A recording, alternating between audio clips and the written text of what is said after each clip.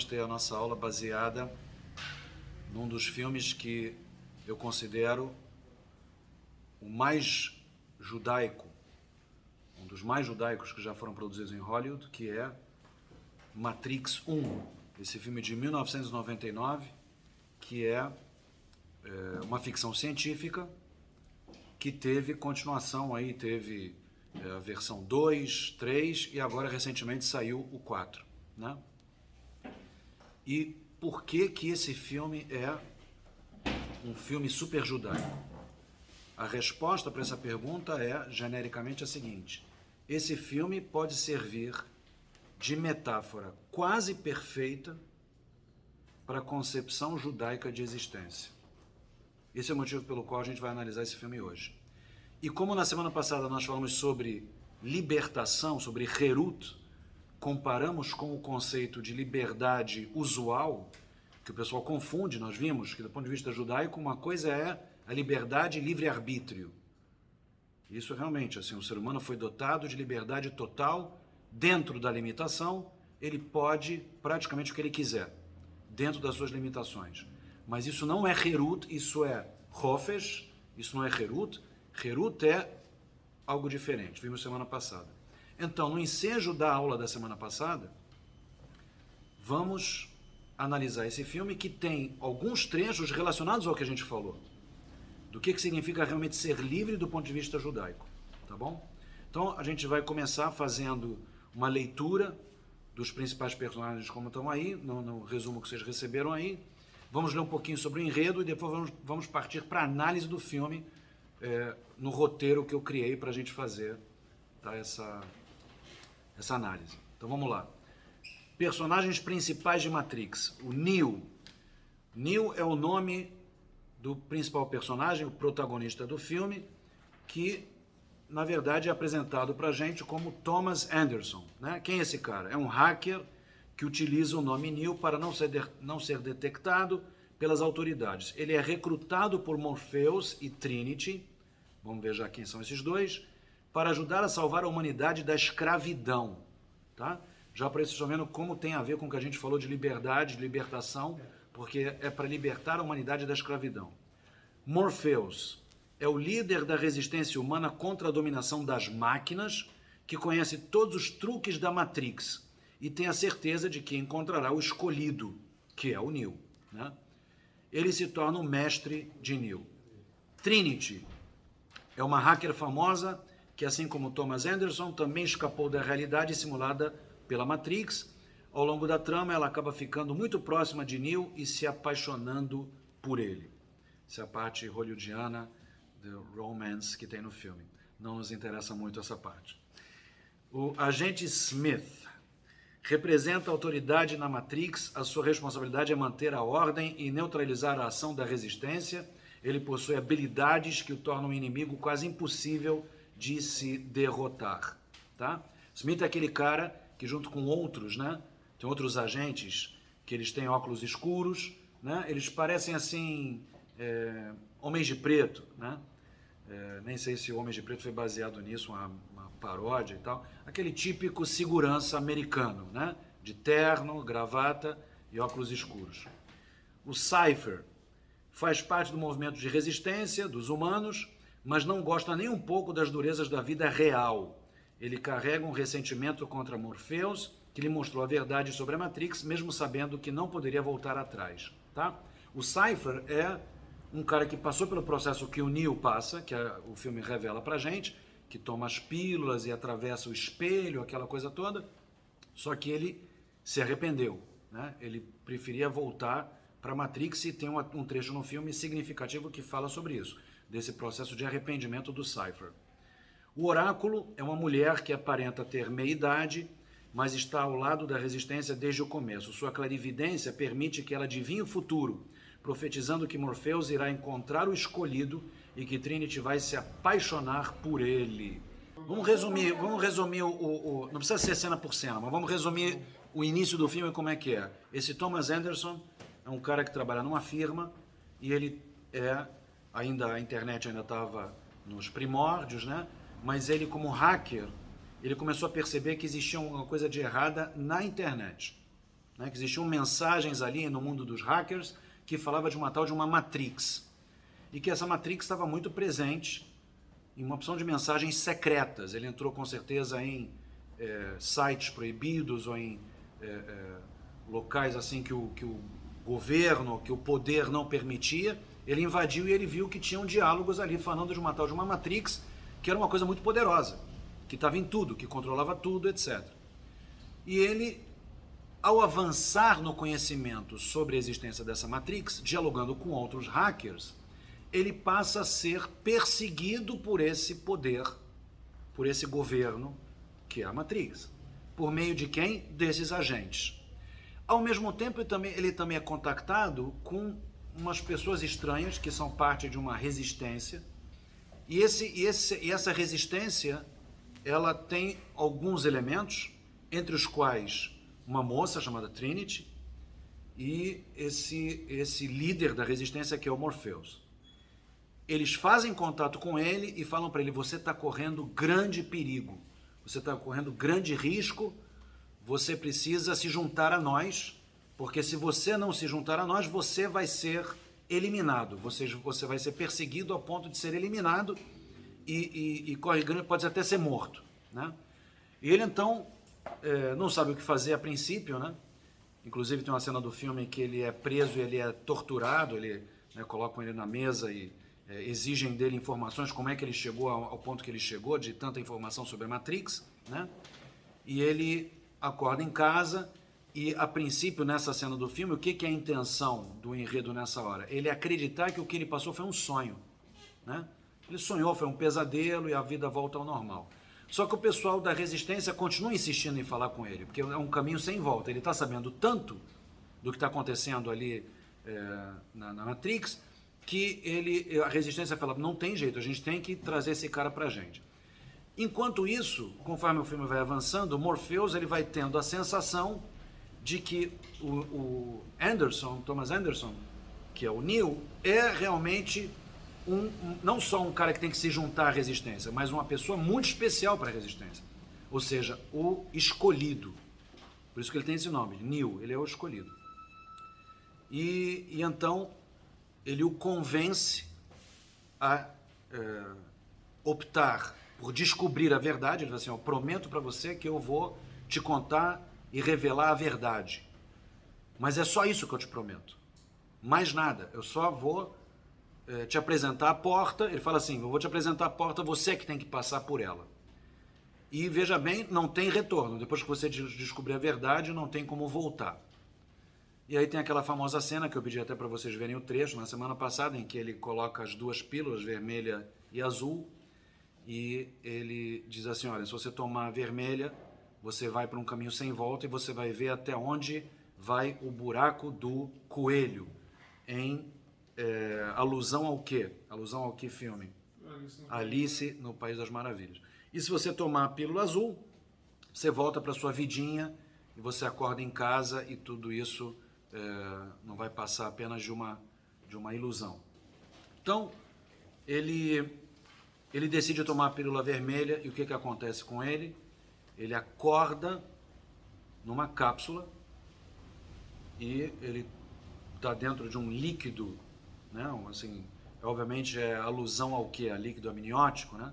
Ele está ali numa cápsula em que ele tem uma porção de canos ligados ao corpo todo, inclusive a coluna vertebral, e esses canos são desconectados do corpo, abre um alçapão e ele cai num escorrega, né?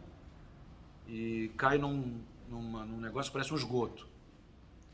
E aí abre-se uma tampa assim de algum lugar, vem uma nave, um braço mecânico, né? Um gancho, vai lá, ele vai morrer afogado, ele está nu, né? Careca, eu acho até imberbe, acho que não tem pelo nem sobrancelha ele tem, né? E aí pega ele, issa ele dessa água e leva ele para a nave. E aí ele começa a ser preparado para se recuperar, porque o que acontece? Ele naquela cápsula, ele estava sem mover o corpo, os músculos estão atrofiados, até os olhos ele não usava, ficava de olho fechado. e aí ele vai sendo preparado para poder ter forças e poder dialogar com Morpheus. E aí, de repente, na nave ele descobre que está todo mundo vestido diferente. Morpheus é um cara elegantérrimo, né? Sempre com um casacão de couro, óculos escuros e tal. E lá não, eles vestem roupas super simples, a nave é toda suja, eles comem mal pra caramba, né? Comem uma vitamina, uma mistura, etc e tal, e ele não está entendendo nada. Onde é que eu tô? Você disse que ia me revelar a verdade, eu estou sendo sequestrado, raptado.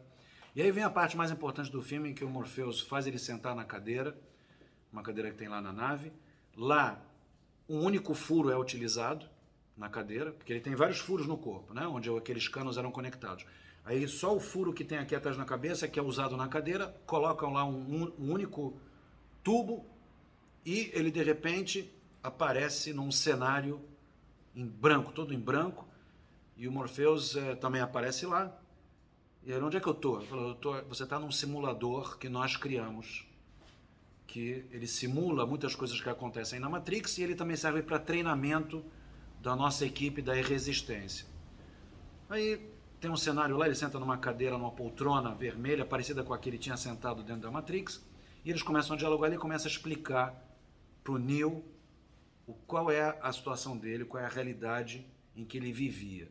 Então ele fala, olha, você vivia dentro de um programa de computador. Você, na verdade, nunca saiu daquela cápsula. E como você, todos os seres humanos que não fazem parte da nossa resistência, só tem essas duas opções. Ou faz parte da resistência e mora numa cidade que se chama Sião, ou o ser humano está dentro de cápsulas e ele vive numa ilusão de que tem vida, que tem família, que tem trabalho, que come, que anda, que fala, que tem relações sexuais, que casa, que tem filhos, mas é tudo uma ilusão. Na verdade, uma projeção digital que ele acha que é ele. Mas ele, na verdade, onde ele está numa cápsula e é um escravo. E por que isso? Porque existiu em um determinado momento da história humana uma guerra. Houve uma guerra entre a humanidade e as máquinas. Ou seja, a inteligência artificial se desenvolveu de tal maneira que começou a ter vontade própria. Como se a inteligência artificial passasse a ter o quê, senhoras e senhores? Que conceito? Livre-arbítrio. Como se passassem as máquinas a ter livre-arbítrio. Elas decidem sozinhas sobre o seu destino. Sim? Uma coisa que, para a realidade que a gente explicou judaica desse mundo, só o ser humano tem. Então, na ficção, as máquinas passaram a ter livre-arbítrio e passaram a declarar guerra aos seus criadores, os humanos. E nessa guerra, queimaram o céu, assim que aparece lá, ele fala, queimamos o céu, por quê? Porque as máquinas, a princípio, retiravam a sua energia da onde? Elas não se alimentavam. Então, já que elas tinham energia, a princípio, quem viu o filme lembra? Do Sol. Do Sol. Então, o que os humanos fizeram? Queimaram o céu para que o Sol não pudesse, a luz do solar não chegasse mais à Terra e as máquinas assim iam ser derrotadas. Aí as máquinas arranjaram outra maneira de obter energia. Como? Dos humanos. Chega de você responder, parece que só você assistiu o filme. Oi? Transformar o ser humano em bateria. Fonte de energia. Então aprisionaram alguns seres humanos, foram aprisionados cada vez mais, e os seres humanos passaram a ser fonte de energia. Mas como a gente vai fazer eles nos darem a energia que a gente precisa? Bem, a gente cria um programa de computador, deixa eles imaginando que estão vivendo uma vida, então eles passivamente serão cultivados como plantas. Eles vão vegetar, vão imaginar que estão numa vida... A gente vai fazer um programa de computador parecidíssimo com o que foi a vida humana no século XX e vamos manter eles assim numa boa, enquanto isso eles produzem a energia que nós precisamos para viver. Ok? Quando ele ouve isso, é uma coisa difícil de ouvir, assustadora, ele vomita, ele tem vontade de sair, me tira daqui, e ele sai então da cadeira, tiram o tubo que projeta, né, toda aquela sensação direto no cérebro dele, e ele vomita, diz, não quero, etc. E ele vai se acostumando então com a ideia de que ele saiu daquela realidade falsa, digital, e agora ele está na realidade real, né, vamos dizer assim. Então esse é o enredo do filme, essa é a parte principal. A partir daí se desenvolve a introdução do Neo nessa resistência e ele vai aos poucos entendendo que o destino dele agora é fazer parte dessa resistência e lutar contra as máquinas. Detalhes interessantes da influência judaica no filme. Além dos diretores serem judeus, né, os Wachowski, como falamos, Zion é a cidade onde os seres humanos se refugiam, né, onde é o único reduto ainda humano de resistência às máquinas, é Zion. A nave se chama Nabucodonosor, isso que você me lembrar, que é o nome do rei babilônico, né, que destruiu o primeiro templo, e várias outras questões, mas em si esse enredo já é extremamente judaico, extremamente cabalístico. E agora a gente vai analisar o filme do ponto de vista judaico, passo a passo, com esse roteiro que eu criei aí para vocês, tá bom? Muito bem. Primeira pergunta, o que é a Matrix? Do ponto de vista de o filme servir como uma metáfora da concepção judaica de existência, o que seria a Matrix do ponto de vista judaico? O nosso mundo. A Matrix, do ponto de vista judaico, se a gente analisar o filme de um ponto de vista judaico, a Matrix é o paralelo, é a metáfora do Olam Hazé. Olam Hazé, o que é? É este mundo. Tá? Por quê? Como dissemos na semana passada, o que diz o judaísmo sobre o Olam Hazé, esse mundo que a gente vive? A Kabbalah, a mística judaica, chama esse mundo de mundo da mentira. O que quer dizer mundo da mentira? Alma de Shikra. Sendo o mundo espiritual, que é onde estão as almas antes de vir ao mundo, ou para onde elas vão depois que elas desencarnam do corpo, sim? É chamado de Olam HaEmet, mundo da verdade, alma de Kushta, ou alma de Emet, o mundo verdadeiro. Por que esse mundo é chamado pela Kabbalah de mundo da verdade? Se a gente está aqui vivos, a gente está aqui sentindo tudo, a gente tem 5 sentidos que fazem a gente achar bem, a gente está no mundo real, né? Quando a gente dorme e a gente sonha, a gente costuma achar que o mundo do sono e do sonho é um mundo de mentira, ou seja, é um mundo onírico, né? A gente tem a sensação de que assim, estamos sonhando e a gente sente. Quando a gente sonha, tem aquela sensação assim de estar vivendo aquilo de maneira real e sua e tem emoção, né? Quando a gente sonha, a gente até às vezes acorda suado, né? De um sonho. Tem aquela sensação de que está tudo acontecendo de fato. Aí a gente acorda assim, bem, foi só um sonho, era ilusão, era fantasia.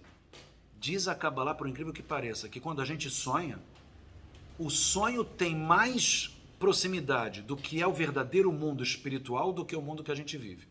É o contrário. Ou seja, quando a gente está aqui acordado, o que a gente está passando aqui é muito mais ilusão do que esse aperitivo que a gente tem do mundo espiritual, que é o sonho. Diz a Kabbalah, a mística judaica, que o sono e o sonho é 1/60 da morte. Ou seja, o mundo verdadeiro não é esse. Esse que a gente está agora, por mais que a gente ache que sim, esse na verdade é o mundo da ilusão. Como a gente lê esse mundo em que a gente está? Pelos 5 sentidos. Sim? Se a gente consegue enganar os 5 sentidos, a gente vai começar a perceber que pode ser que esse mundo aqui é uma simulação. Por exemplo, hoje não é tão difícil. Hoje a gente vê que tem realidade virtual, né, que tem aqueles óculos, muita gente compra, põe o celular, põe os óculos e você mexe a cabeça e o cenário mexe junto. Né? E você tem aquela sensação de estar em montanha-russa, que está voando, que está caindo de um prédio, o que você quiser. Se você, além dos óculos, que é um dos sentidos mais poderosos, que é a visão, você coloca também um macacão que tem sensores, né? E você, por exemplo, simula que está jogando tênis. E aí você não está segurando raquete, mas os sensores na luva do macacão te fazem a sensação de que você está apertando alguma coisa. Então parece que está segurando a raquete. E a imagem virtual, você está vendo uma raquete. E você balança a raquete e quando tem a imagem da bolinha tocando na raquete, que nem em cinema 3D que tem cheiro, que tem, né, aparece uma cena de água e joga uma aguinha em você, para você entrar nessa realidade virtual. Na verdade, é isso que acontece de modo geral com a alma. A alma está dentro de um corpo, que é esse macacão, com todos esses sensores, e ela tem a sensação da realidade na qual a gente vive. Deu para entender a comparação? Analogamente, o que faz o Yetzer Hara nesse mundo é isso, deixar o ser humano adormecido, deixá-lo escravizado, acreditando que só existe isso aqui. E vejam, muita gente pauta a sua vida de acordo com isso. Dizendo, bem, se só existe isso aqui, só isso é a vida, só isso é o mundo, bora aproveitar. Deixa eu aproveitar o máximo que dá. De que maneira? De maneira material. O mundo não é material, não é físico? Deixa eu aproveitar da melhor maneira possível, materialmente falando, sem se preocupar com o amanhã. Quantos slogans de venda de produtos, de consumo, de seja lá o que for, desde uma empresa usar esse slogan, desde um amigo falar isso para você em um determinado momento da sua vida, dizer assim, cara, se for no Rio, se for em São Paulo, é meu. A vida é curta. Aproveita. A vida não é curta. Só se vive uma vez? Então aproveita. Deixa a vida me levar. Aperta o acelerador, manda bala. Tá com medo de quê? Você acredita em bobagem, que vai ter depois alguma coisa? Manda bala. Sim? Isso é a analogia exata do que o Matrix faz e as máquinas no filme e o que o judaísmo acredita que faz o Yetzer Hará no Olam Hazé. A analogia é perfeita. Aí é uma metáfora perfeita. Tá bom? Tá claro? Quem são os agentes? Qual o seu objetivo? Quem são os agentes e qual o seu objetivo? Nessa analogia que nós estamos fazendo, quem são os agentes aqui no Olam Hazé? São todas as manifestações do Yetzer nesse mundo. E o Yetzer se manifesta nesse mundo de 1001 maneiras. De infinitas maneiras. Sim? Pode ser a fala de um amigo, pode ser uma imagem, pode ser qualquer tipo de tentação, qualquer tipo de... às vezes até de coisas camufladas de positivas. Né? Muitas vezes você vai para um caminho de continuar acreditando que é só isso aqui, de uma maneira intelectual, de uma maneira, parece assim, para o teu bem, para a tua saúde, para o teu desenvolvimento pessoal, etc, etc. Não perca tempo com místicas, com bobagens, etc, espiritualidade, né? Um ceticismo assim que te leva para não desenvolver esse lado. Ou seja, viva só o material e só o agora. Sim? Então, vocês veem que no filme os agentes eles podem invadir qualquer cenário, qualquer pessoa. Ou seja, no filme, quem lembra, qualquer ser humano ali na Matrix, de repente, se transforma num agente. Né? Eles aparecem em qualquer situação. Do nada, aparecem em qualquer cenário. Então é bem análogo, bem parecido. Qual o significado de uma pessoa comum virar um agente? Acabei de explicar. Ou seja, o Yetzer ele pode utilizar qualquer criatura desse mundo para se manifestar. Ok? Quem são os rebeldes? O Morpheus, a Trinity, etc. Nessa analogia, quem seriam então os rebeldes? A resistência. Sim, mas nesse mundo aqui, do filme a gente já sabe, eu quero saber aqui. Isso se chama em hebraico mashal e nimshal. O mashal é a metáfora. Mas qual é a solução da metáfora? O nimshal. Ou seja, aqui quem são os resistentes à crença do Yetzer Hará e do Olam Hazé? Quem não se deixa enganar pelos sentidos. Qualquer voz, qualquer pessoa que não concorda. Diz assim, não é só isso aqui. O Olam Hazé é uma realidade importantíssima, maravilhosa, desafiadora, mas existe algo além daqui. Existe algo a mais. O Olam Hazé faz parte de um planejamento maior, que inclui também um Olam Abá, ou seja, um mundo espiritual. Sim? Vamos dizer que a ponta de lança, né, os que mais ditam isso do ponto de vista judaico, o judaísmo e a Torá.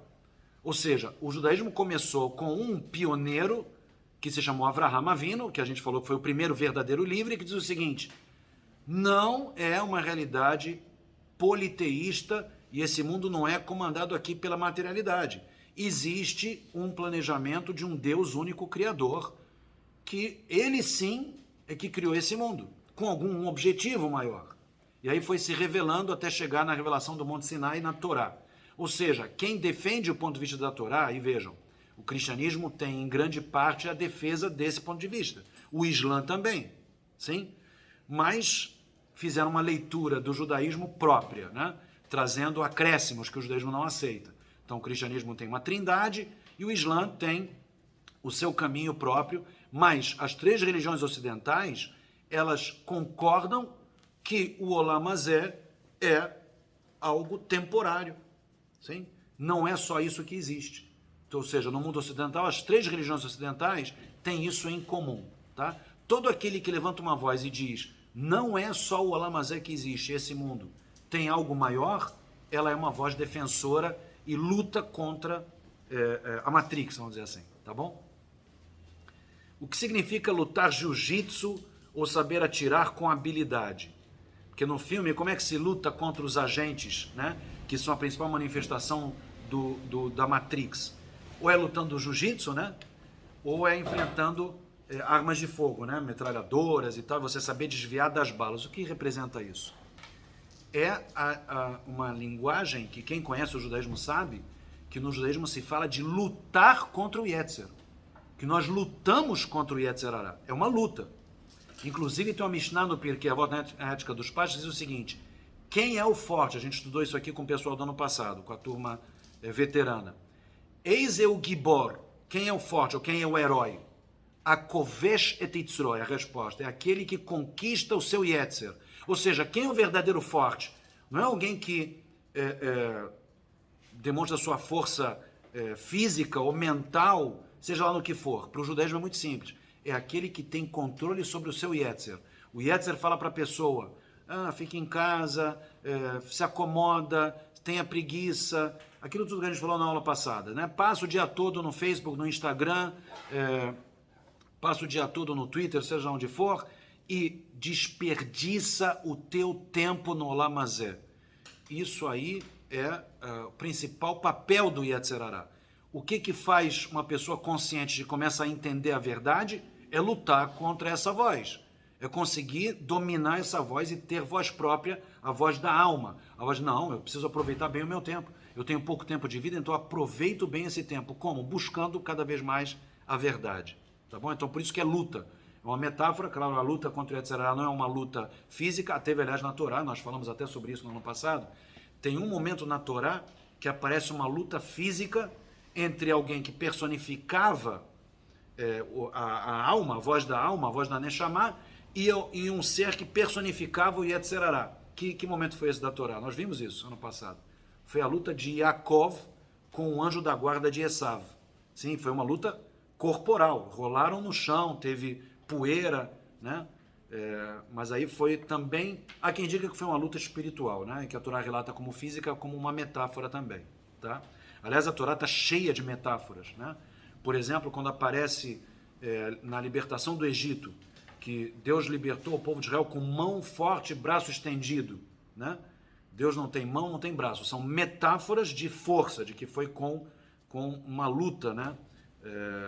De duas concepções, de duas ideologias. O que representam os rebeldes nas cadeiras da nave? Lá na nave, os rebeldes sentam em cadeiras e eles são trazidos de volta para a Matrix. O que representa isso? O que é a nave? Nem está aí, mas o que é a nave? O que representa a nave? A nave é um refúgio, né? Então, Tzion, que é a cidade, é praticamente uma... Não é nem metáfora, é Israel. É a terra onde estão ali os resistentes, é de onde sai esse conhecimento, que Mitzion Tetze Torá, porque de Tzion vai sair a Torá. E o que é a nave? A nave são as representações dessa ideologia que nasceu em Israel, na terra de Israel, que está em todo lugar. Por exemplo, esse lugar que nós estamos agora, a sinagoga, ou o Beit Midrash, onde se estuda a verdade. O que é a Torá? A Torá para os judeus é a verdade, é a revelação divina. Eu existo, eu criei vocês, eu criei esse mundo, e aqui está o manual do ser humano. Como? Torá. Estudem a Torá. Então o que é estar na cadeira? É depois de você saber a verdade, é você voltar para a Matrix. Volta para o dia a dia. Você vai para o dia a dia e você vai viver a vida na rua, no trabalho, na família, mas com o conhecimento de Torá que você adquiriu. Para exercer esse conhecimento na tua vida, no dia a dia. Ou seja, o Olamazé não é para você viver enclausurado, né? É para você usar esse conhecimento na tua vida no dia a dia. Tá claro? Quem é o Neo? Já falamos, quem é o Neo? Enquanto Morpheus e a Trinity podem ser talvez grandes líderes espirituais, grandes rabinos que ensinam a Torá, ensinam a verdade, o Neo é um líder de uma envergadura de um Moshe, de um Moisés. Quem foi o líder judaico do passado? Moshe, Moisés. Quem é o líder judaico do futuro? David, o rei Davi. Mashiach vai descender de David. Neo é um Mashiach, é alguém que vai dizer para o mundo, olha, a guerra da humanidade contra o Yetzer Hará vai chegar ao fim, vai ter uma era messiânica de revelação, vamos libertar o ser humano da escravidão do Yetzer. Inclusive, os livros místicos dizem isso. O que é era messiânica? É o fim do reinado do Yetzer Hará no mundo. O Yetzer Hará vai ser finalmente derrotado, tá? Muito parecido. O que representam as pílulas? Facílimo. As pílulas representam cada momento que nós temos na vida, em que a gente opta ouvir uma voz ou ouvir a outra. Pode representar também um determinado momento na vida em que a pessoa decide tomar uma decisão. Bem, eu estudei e agora eu quero me aprofundar nesse caminho. Eu vou abraçar o judaísmo, vou fazer tchuvá, vou fazer aliá. Sim? Ou seja, decidir tomar a pílula vermelha e mergulhar realmente num caminho que praticamente não tem volta. Claro que tem volta, porque aqui o livre-arbítrio é até o final da última respiração. Mas, geralmente, a pessoa se envolve profundamente com o mundo de Torá, é difícil ela voltar a ser a mesma pessoa. Ela pode até largar tudo, mas é um conhecimento que ela adquire e não perde nunca mais, né? O que representa o telefonema? O que é o telefonema? O telefonema conecta uma pessoa na Matrix à nave ou a Tzion, ao mundo real, né? A Matrix conecta a pessoa no mundo da mentira ao mundo real. O que poderia ser? Reza. Oi? Reza. Ou a reza, né? Quando a pessoa está realmente muito conectada, mas no telefone, a reza é uma ligação que só de ida, né? Em geral, você pode receber a resposta da reza, mas não é imediato. Então, se é um diálogo mais imediato, o que poderia ser? Estudo de Torá. O quê? Estudo de Torá. Estudo de Torá também pode ser, porque são maneiras de se conectar com o mundo espiritual, ou reza, ou estudar a Torá.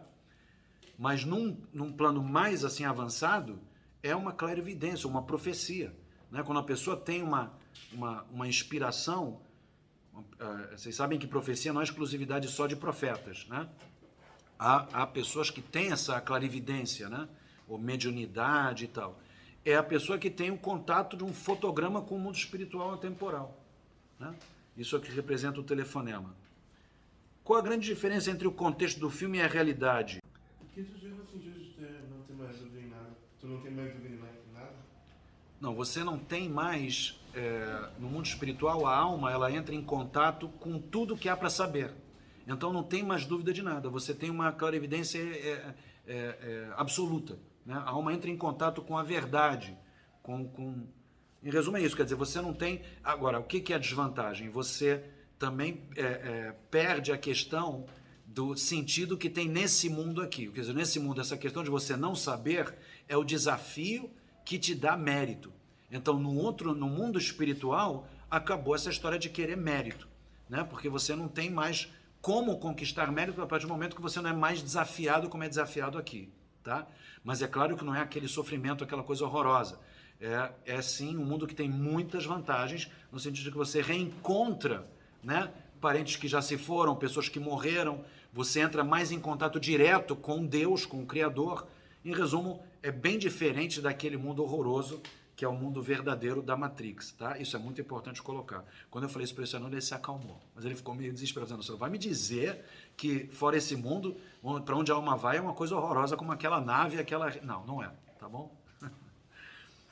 Quem é o oráculo? O oráculo é aquela senhora morena de meia idade que está lá fazendo os biscoitos, os cookies, né? E ela oferece pro Neil, né? E na antessala da casa dela estão aquelas crianças super talentosas que estão lá fazendo os objetos flutuarem, entortando colher, etc. Quem é essa senhora e o que é aquele contexto? Aquele contexto é a demonstração de que, muitas vezes, na literatura judaica, não só na Torá, tá? Na Torá isso é claro, mas na literatura rabínica do Talmud, nós vimos que há pessoas que elas, de acordo com sua ascensão espiritual, elas lapidam o comportamento de tal maneira que elas chegam em níveis espirituais incríveis que elas mudam a realidade. Por exemplo, no Tanar, apareceram várias figuras que mudaram a ordem natural das coisas. Houve ressuscitação de mortos no Tanar. Eliseu, Elixá, ressuscita um menino, sim, no Tanar. Estava morto e ele ressuscita. Várias outras passagens. No Talmud, por exemplo, aparece um diálogo entre um rabino e a sua filha, e ele faz com que o vinagre queime como o azeite, sim? Durante um Shabat. Ou seja, mudança da realidade das coisas, que hoje em dia está se pesquisando em física quântica, em PNL, o quanto que você, de acordo com a linguagem e a mente, você transforma a realidade ao seu redor. Isso hoje é muito estudado e muito praticado, né? Ou seja, que o ser humano, entendendo que ele está num videogame, se ele entende isso de uma maneira muito, muito profunda, pode ser que ele mude algumas regras de dentro desse videogame. Tá? Isso é uma coisa impressionante. Qual é o antídoto, por exemplo, quando você está com aquele óculos lá, né? E você está numa realidade virtual, para você não ficar, por exemplo, você acompanha o movimento do carrinho na montanha-russa, ou você está num abismo, né, daquela sensação de, né, que o estômago vem parar aqui na garganta. Qual é o antídoto? É você lembrar que você está num videogame. Aí você perde o medo. É isso que acontece no filme e é isso que acontece na realidade que nós vivemos, quando uma pessoa começa a entender a fundo que esse mundo, na verdade, é ilusório. Isso aqui não é um mundo de verdade. Isso aqui é enquanto estivermos vivos. Mas tem um mundo muito mais verdadeiro, que é o mundo onde a alma vai parar, né? Quando ela sai dessa matrix, dessa realidade. Então, o que é o oráculo? O oráculo que é aquele que revela a verdade em conta-gotas. Se o Nil ficasse lá com o oráculo, ele ia estudar cada vez mais a revelação. Então, o que é o oráculo? Ele representa o quê? Sábios, a Torá. Ambos estão certos. A Torá e os sábios. O oráculo é isso. É toda a fonte verdadeira do que representa o Olam Hazé e o Olam Abá. Ok? Para encerrar nossa aula, 5 momentos do filme que a gente vai analisar especificamente. O que é esse momento em que o Cypher ele faz contato com o pessoal do Matrix, ele trai a resistência, sim?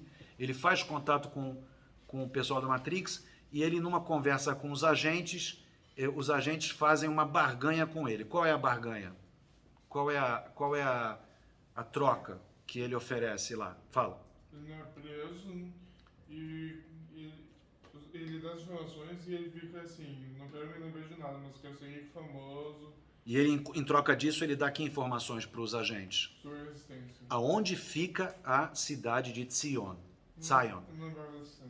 Ele fala o seguinte: nós queremos a localização da cidade. Ele fala assim: só vou dar a localização se vocês me fizerem esquecer tudo. Eu não quero. Por quê? Porque ele não quer ter consciência pesada.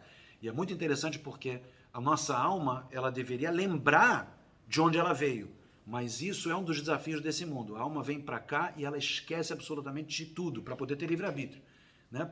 Quanto mais a pessoa tem clarividência, menos livre-arbítrio ela tem, menos mérito ela tem. O grande mérito de estar nesse mundo é a gente não lembrar de nada. Então ele pede para não lembrar de nada e voltar para a Matrix como alguém famoso, né? Alguém rico, né? E não quer lembrar de nada, não quer ter consciência pesada de que ele traiu a resistência. Muito bem. Neo está começando a acreditar, isso foi dito pelo Morpheus, né? O Neo começa a acreditar no poder que ele tem. O que significa isso? Como é que explica essa parte? Quanto mais a pessoa estuda, ela se aprofunda nos estudos místicos, nos estudos de espiritualidade, e ela começa a entender de fato, e não é só judaico isso não, tá? Muita gente fora do judaísmo que tem a plena consciência de que está numa realidade temporária, né? Num mundo temporário, um mundo de mentira, que é o Olam Hazé. O agente se recompor quase instantaneamente depois de apanhar um pouquinho. O agente apanha, porque é simples. A Gemara, o Talmud e a Kabbalah falam pra gente que o Yetzer Hara, ele é indestrutível e ele se renova e se fortalece a cada dia. Pessoal, quanto mais a gente vence o Yetzer Hará, sabe o que acontece com ele? Ele fica mais forte, porque ele tem que sempre ser um adversário à altura. Ele não pode ser mais fraco, você não consegue enfraquecê-lo. Quanto mais você cresce espiritualmente, mais ele cresce para poder te enfrentar. Ou seja, o desafio do Yetzer Hará é diário e constante. Você cresceu espiritualmente, ele cresce com você, para que ele seja o seu desafiador constante, tá bom? O que é correr dos agentes e não lutar? Isso também é uma postura judaica. O Yetzer é muito traiçoeiro. Então o que diz o judaísmo? Não enfrenta o Yetzer de frente. Foge dele. Não vai você dizer, não, eu não posso comer hametz em Pesach, então eu vou conviver com o hametz e não vou comer. Não, diz a Torá, não conviva com o hametz. Uma semana não olha para ele, não tem ele em casa, não tem essa tentação. Ah, não, eu vou tocar, eu vou só tocar, mas eu não vou fazer mais nada, eu vou só tocar. Não, você toca no dedo, você quer a mão, aí depois da mão você quer o braço, depois do braço você já quer acariciar, abraçar, aí já pá, um beijinho, o que tem um beijinho? Né? Um tapinha não dói, né? Um tapinha, e de repente, chifre, e de repente, seja lá o que for, pior. Então, o judaísmo diz, não enfrenta o Yetzer, ele é muito traiçoeiro, ele é fortíssimo, ele vai te ganhar num confronto direto, ele é mais forte que você, foge. Última análise de hoje, Neil consegue ver a cena real depois de não morrer ou ressuscitar e detém as balas. Isso aí, obviamente, para poucos, assim, como a gente falou, alguém que enxerga, os grandes cabalistas enxergam as coisas um pouco diferentes do que nós, enxergam muitas vezes a aura da pessoa.